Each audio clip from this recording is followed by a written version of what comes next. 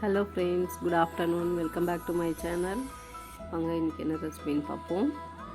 இன்றைக்கி பார்த்திங்கன்னா side dish recipe தான் செஞ்சிட்ருக்கேன். சூப்பராக டிஃப்ரெண்ட்டாக ஒரு சட்னி இதுதான் செஞ்சுருக்கேன்.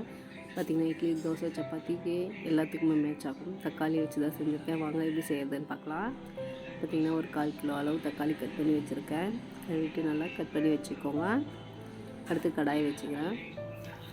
எண்ணெய் ஊற்றிக்கலாம்.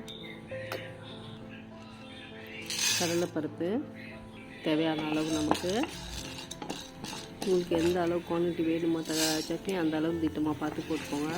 நான் வந்து ஒரு 2 டீஸ்பூன் அளவு அந்த அளவு எடுத்துருக்கேன். நான்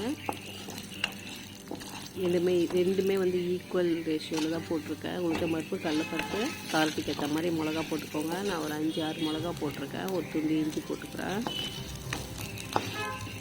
நல்லா செவுக்க வறுத்துக்கலாம். நல்லாயிருக்கும். சட்னி வந்து டிஃப்ரெண்ட்டாகவும் இருக்குது, நல்லாவும் இருக்குது, டேஸ்ட்டாகவும் இருக்குது. ட்ரை பண்ணி பாருங்கள். ஒரு வாட்டி தக்காளி போட்டு சட்னி அரைச்சி ட்ரை பண்ணி பாருங்கள். இப்போ அது செவந்ததான் அதை வந்து ஒரு பிளேட்டுக்கு மாற்றிட்டு அதே கடாயில் கொஞ்சமாக எண்ணெய் ஊற்றிட்டு புளி கொஞ்சமாக ஆட் பண்ணிக்கிறேன். தக்காளி புளிப்பு தான், அதனால எதிர் புளி போட்டால் இன்னும் கொஞ்சம் நல்லாயிருக்கும். கட் பண்ணி வச்சுருக்க தக்காளியை போட்டு வதக்கிக்கலாம்.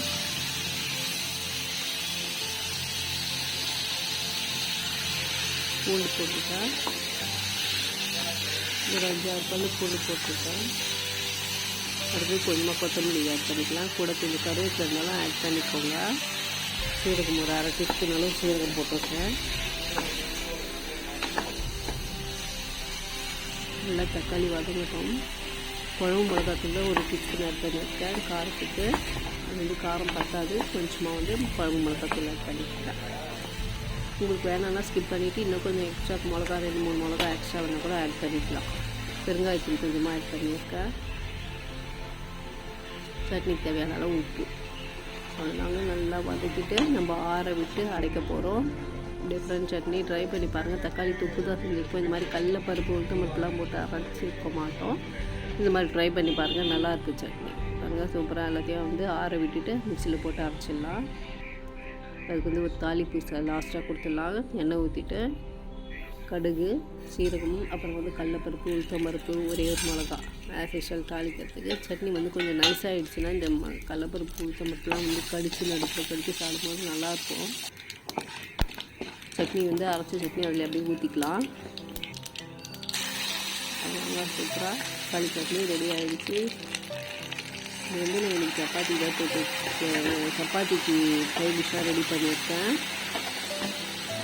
கேஸ் ஆஃப் பண்ணிடலாம். வந்து நல்லா கொதிக்கணுன்ற அவசியம் இல்லை. ஆல்ரெடி நல்லாவே வதக்கிட்டேன் தக்காளியெல்லாம். அதனால் வந்து கேஸ் ஆஃப் பண்ணிவிட்டு அப்படியே வந்து போட்டுக்கலாம். அவ்வளோதாங்க.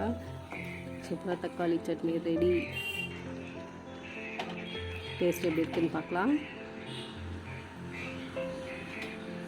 சூப்பராக இருக்குது. காரம், உப்பு, புளிப்பு டிஃப்ரெண்ட்டாக இருக்குது. மாமூல் பருப்பு சட்னி, தேங்காய் சட்னியை விட இந்த மாதிரி தக்காளி சட்னி கொஞ்சம் டிஃப்ரெண்ட்டாக தான் இருக்குது டேஸ்ட்டு. நீங்களும் ட்ரை பண்ணுங்கள். எப்படி இருக்குன்ட்டு ட்ரை பண்ணிவிட்டு வீடியோ கமெண்ட் பாக்ஸில் கமெண்ட் பண்ணுங்கள்.